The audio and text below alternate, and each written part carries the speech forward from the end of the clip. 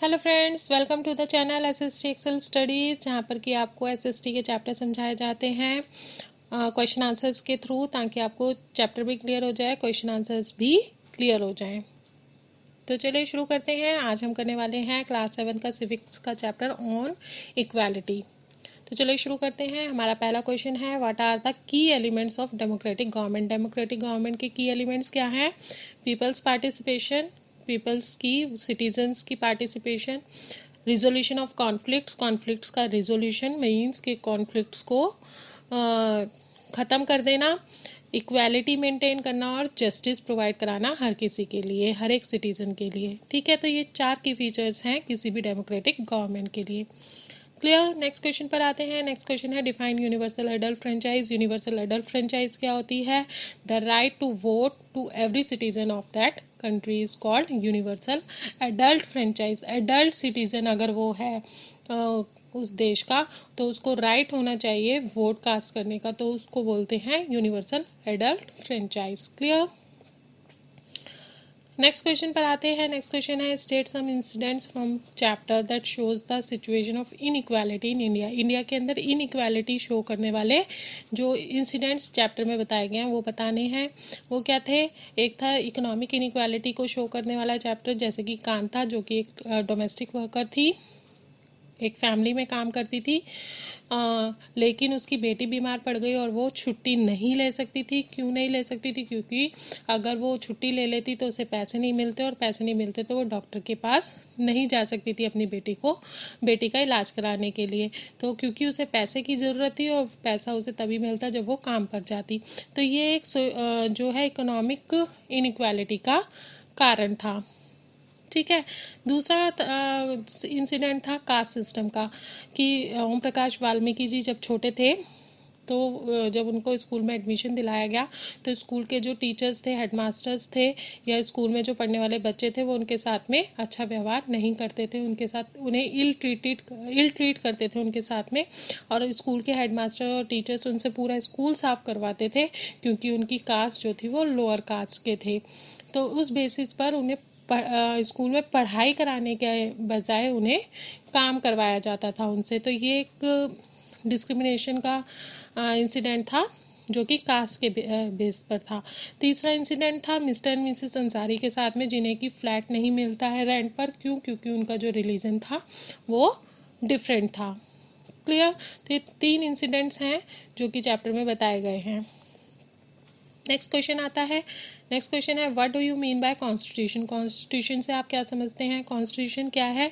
वो रूल्स और रेगुलेशंस जो कि किसी भी कंट्री के सिटीजन्स और वहाँ की गवर्नमेंट फॉलो करती है। तो वो जो रूल्स और रेगुलेशंस जो हैं उसको हम बोलते हैं कॉन्स्टिट्यूशन। क्लियर। नेक्स्ट क्वेश्चन पर आते हैं। नेक्स्ट क्वेश्चन है, how is dignity of a person recognised. किसी भी पर्सन की डिग्निटी को हम कैसे पहचान सकते हैं? कैसे पहचान सकते हैं कि चाहे कोई भी पर्सन हो इंडिया में, चाहे वो प्रेसिडेंट हो या कोई डोमेस्टिक वर्कर हो, हर एक सिटीज़न को कुछ लॉज हैं कॉन्स्टिट्यूशन के अंदर, जो लॉज डिसाइड किए हुए हैं वो लॉज को फॉलो करना पड़ेगा। क्लियर।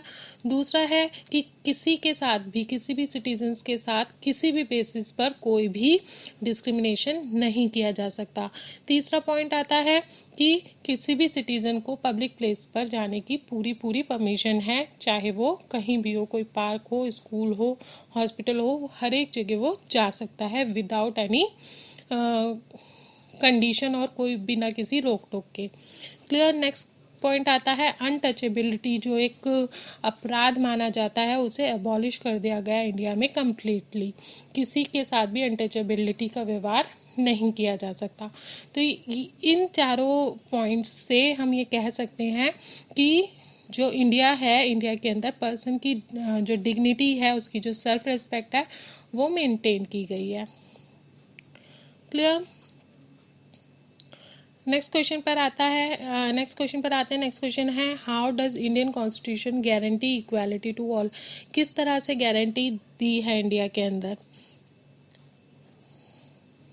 2 तरीके अपनाए गए। पहला तो लॉ, इस तरह के लॉज बनाए गए, रूल्स बनाए गए, ताकि इक्वालिटी को मेंटेन किया जा सके और सिटीजन्स को गारंटी दी जा सके इक्वालिटी के लिए। और दूसरा गवर्नमेंट ने कुछ ऐसे प्रोग्राम्स, कुछ ऐसी स्कीम्स बनाई जिससे कि डिसएडवांटेज्ड पीपल जो हैं या लोअर कास्ट पीपल जो हैं उनकी लाइफ को इम्प्रूव किया जा सके।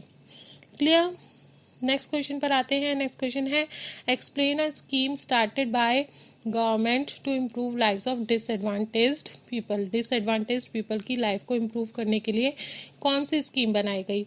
वो थी मिड डे मील की स्कीम। मिड डे मील की स्कीम इंट्रोड्यूस करी, पहले तमिलनाडु में हुई थी और फिर धीरे धीरे ऑल ओवर इंडिया में इस स्कीम को अप्लाई कर दिया गया। इसमें क्या था कि जो एलिमेंट्री स्कूल के जो बच्चे थे, 5th क्लास तक के जो बच्चे थे, उनको जो लंच मिलता था दोपहर में स्कूल में, तो वो लंच स्कूल में ही प्रोवाइड कराया जाता था, घर से उन्हें लंच लेकर आने की ज़रूरत नहीं होती थी।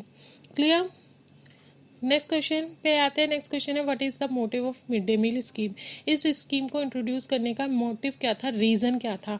इसके 2 रीज़न थे। पहला तो ये कि कास्ट सिस्टम जो था उसको ख़त्म किया जा सके और बच्चों के माइंड में से इस डिस्क्रिमिनेशन को निकाला जा सके, क्योंकि जब सारे बच्चे एक साथ बैठकर एक तरह का खाना खाएंगे तो बच्चों के माइंड में से जो डिस्क्रिमिनेशन की जो फीलिंग है वो वॉश आउट हो जाएगी। दूसरा रीज़न क्या था कि जो पुअर फैमिलीज़ के जो बच्चे वहाँ पर आते हैं पढ़ने के लिए, उन्हें टाइम पे खाना मिल जाएगा ताकि वो लोग जो हैं पढ़ाई में ध्यान लगा सके, क्योंकि बहुत बार ऐसा होता था कि बहुत से बच्चे भूखे पेट पढ़ाई कर रहे होते थे, जिसकी वजह से वो पढ़ाई में कंसंट्रेट नहीं कर पाते थे। लेकिन जब उन्हें प्रॉपर लंच मिलने लगा तो पढ़ाई में कंसंट्रेशन बनने लगा। क्लियर।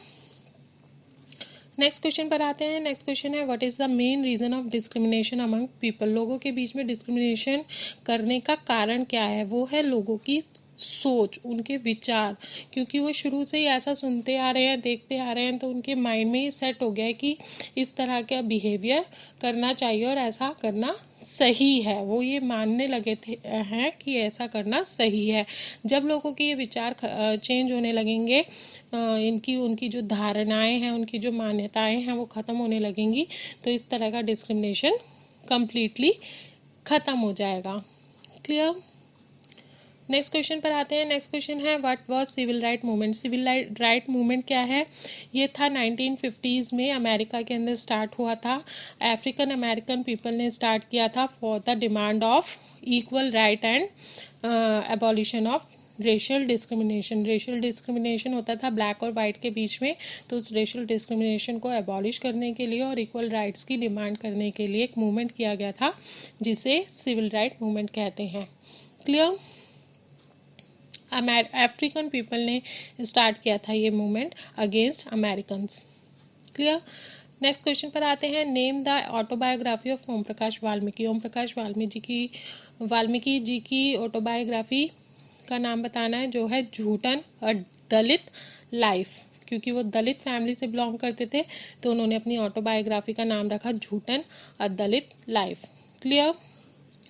नेक्स्ट क्वेश्चन पर आते हैं। नेक्स्ट क्वेश्चन है हु वॉज रोज़ा पार्क। रोज़ा पार्क कौन थी? रोज़ा पार्क एक अफ्रीकन लेडी थी जो कि अमेरिका में रहती थी और दिन भर के काम के बाद बस में ट्रैवल कर रही थी, थकी हुई थी, सीट पर बैठी हुई थी। अचानक से एक वाइट मैन वहाँ पर आ जाते हैं और सीट की डिमांड करने पर लगते हैं और रोज़ा पार्क्स जो हैं वो उन्हें सीट देने से मना कर देती हैं। ये इंसिडेंट हुआ था 1 दिसंबर 1955 में। ठीक है। नेक्स्ट क्वेश्चन पर आते हैं। नेक्स्ट क्वेश्चन है what was civil right act 1964।